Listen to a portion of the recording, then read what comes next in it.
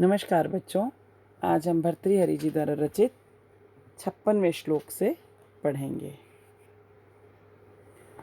लोभश्चेत गुणेन किम पिशूनता यद्यस्ति किम पातकई सत्यम चेत तपसा च किम शुचि मनो यद्यस्ति तीर्थेन किम सौजन्यम यदि किम बलेन महिमा यद्यस्ति किम मंडनई सद्विद्या यदि किम धनैर अपयशो यद्यस्ति किम मृत्युना। अवगुणों को हे तथा गुणों को उपादेय न मानता व नीतिकार भर्तृहरि जी कहते हैं, लोभा चेत अस्ति, यदि लोभ है, किम अवगुणेन किम, तो अवगुणों की अर्थात दुर्गुणों की क्या आवश्यकता है। पिशुनता यदि चुगलखोरी है, तो पातकई किम, महापाप की क्या आवश्यकता है। सत्यम चेत, यदि सत्य गुण है, तो तपसा किम, तपस्या की क्या आवश्यकता है। यदि मनः शुचि अस्ति, यदि मन शुचि अर्थात पवित्र है, तीर्थेन किम, तब तीर्थ यात्रा करने की क्या आवश्यकता है।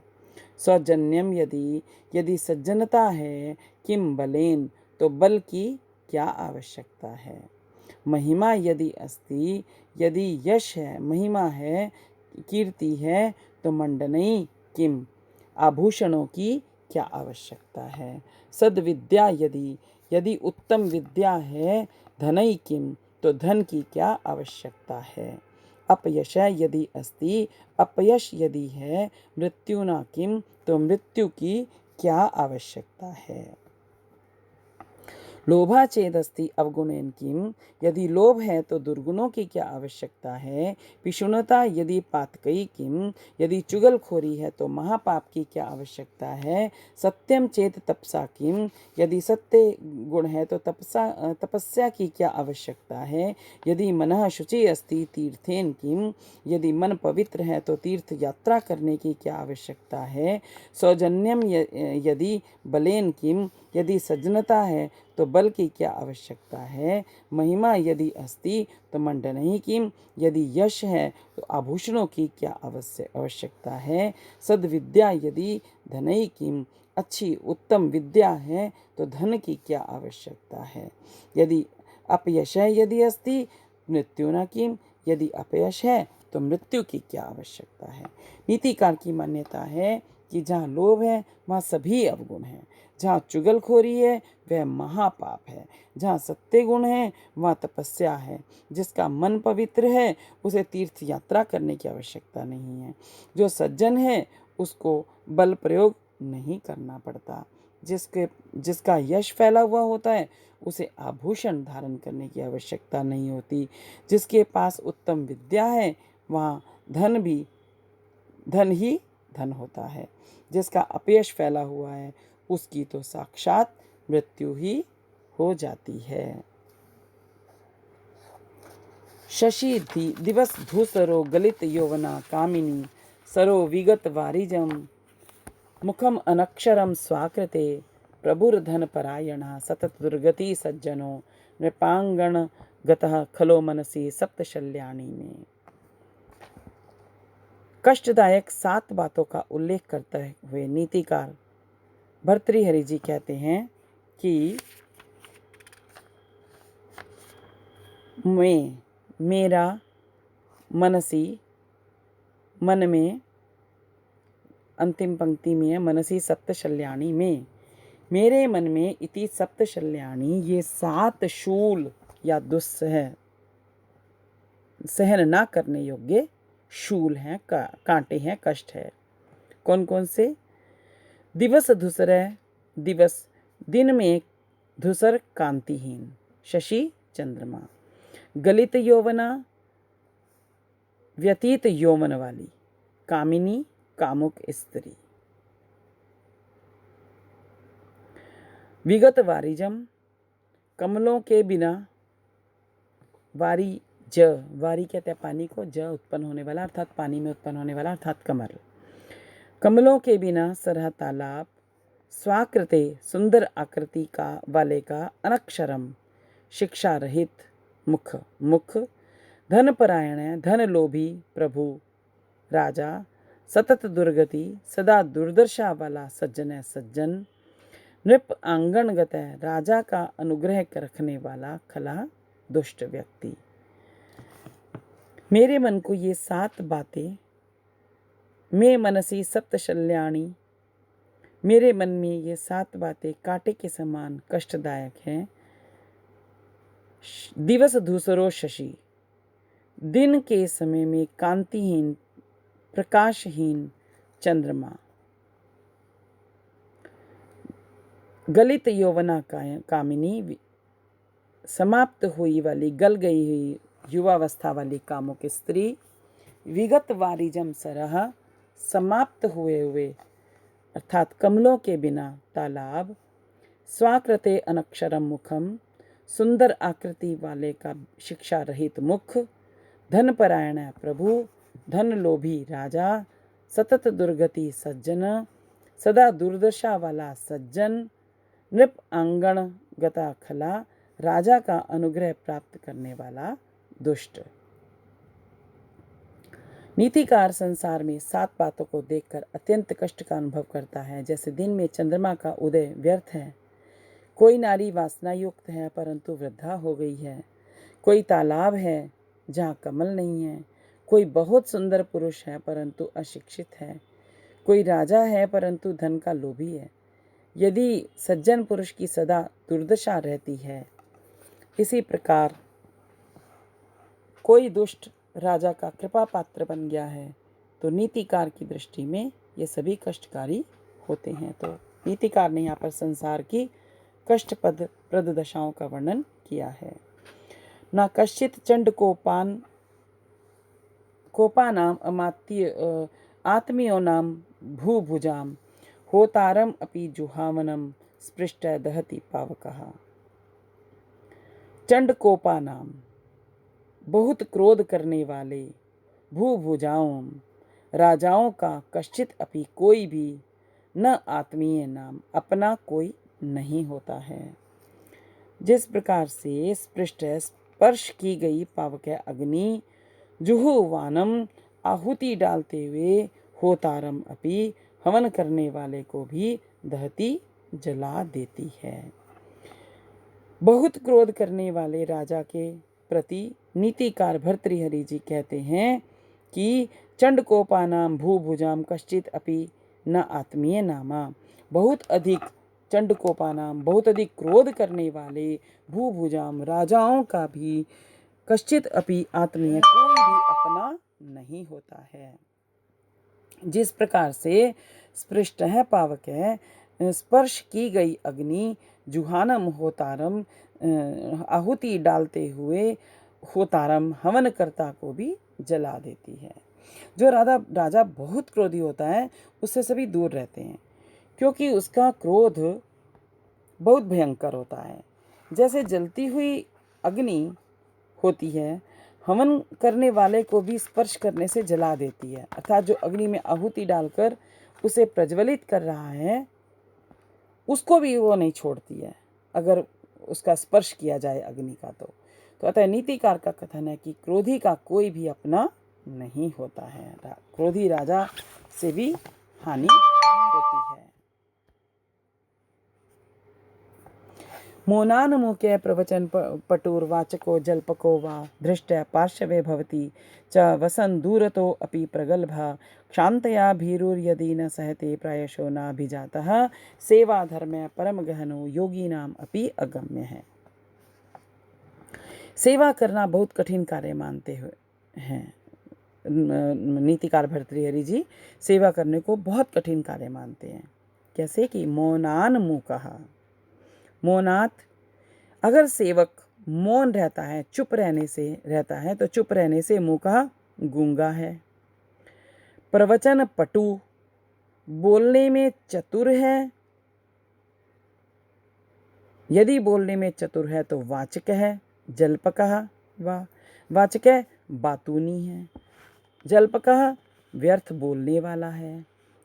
पार्श्वे वसन, पार्श्वे, यदि पास में ही वसन रहता है, धृष्ट है भवति, धृष्ट ढीठ या अविनयी है।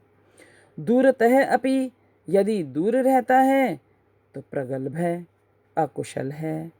क्षांतया क्षमाशीलता धारण करने से भीरु व डरपोक है। यदि न सहते, यदि सहन नहीं करता है तो प्रायशः अभिजात है, प्रायः अभिजात है, उच्च कुल का नहीं है। सेवा धर्म परम गहना, सेवा धर्म करने में वो वास्तव में सेवा धर्म जो होता है परम गहन है, बहुत कठिन होता है। योगी नाम अपि अगम्य, योगियों के द्वारा भी अगम्य, वो जानने योग्य नहीं है।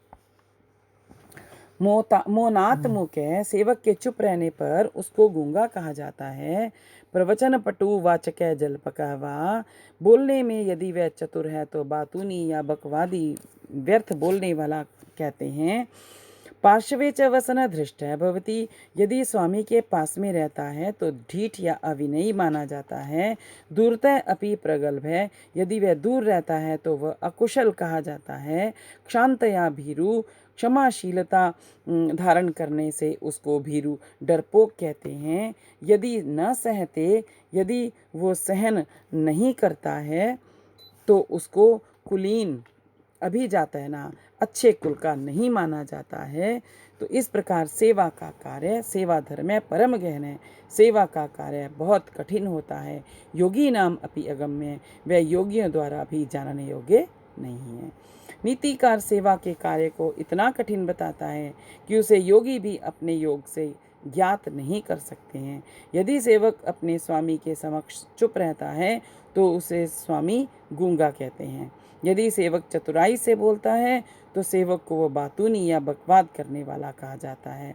यदि सेवक स्वामी से दूर रहता है तो उसे अकुशल कहते हैं। यदि वह पास में रहता है तो उसे ढीठ या अविनयी कहते हैं। यदि क्षमाशील है तो उसे डरपोक कहते हैं। यदि सहन नहीं करता है तो अकुलीन कहते हैं। नीतिकार का कथन है कि दोनों ही दशाओं में सेवक की सेवा उपयुक्त नहीं मानी जाती है, तो सेवक बेचारा क्या करे। इसी कारण सेवा कार्य बहुत कठिन होता है।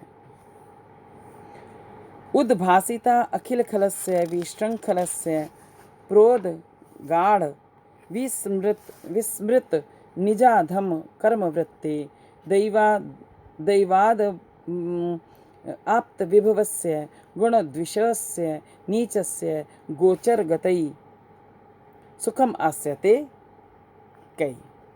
उद्भासिता अखिल खलस्य विशृंखलस्य, उद्भासित सभी दुष्टों को प्रकाशित या पुरस्कृत करने वाले, विशृंखलस्य अत्यंत स्वेच्छाचारी, प्रोद्गाढ़ विस्मृत निज अधम कर्म वृत्ते, पहले किए गए अपने नीच कार्यों को भूलने वाले, दैवात भाग्य से अवाप्त विभवस्य, धन संपत्ति को प्राप्त करने वाले, गुण द्विषय,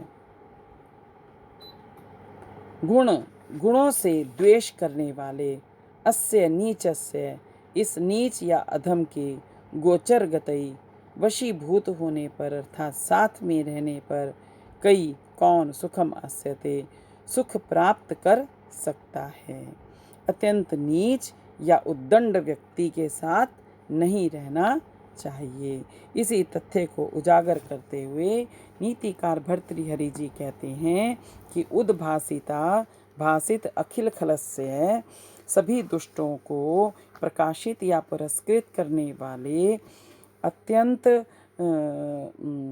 विशृंखलस्य, अत्यंत स्वेच्छाचारी, उद्दंड, प्रोद्गाढ़ विस्मृत निज अधम कर्म वृत्ते, पहले किए गए अपने नीच कार्यों को भूलने वाले, दैवात अवाप्त विभवस्य, भाग्य से धन संपत्ति प्राप्त करने वाले, गुण द्विषय अस्य नीचस्य, गुणों से द्वेष करने वाले, इस नीच या अधम के वशीभूत होने पर या उसके साथ रहने पर कई सुखमास्यते, कौन व्यक्ति सुख प्राप्त कर सकता है, अर्थात कोई भी सुख से नहीं रह सकता है।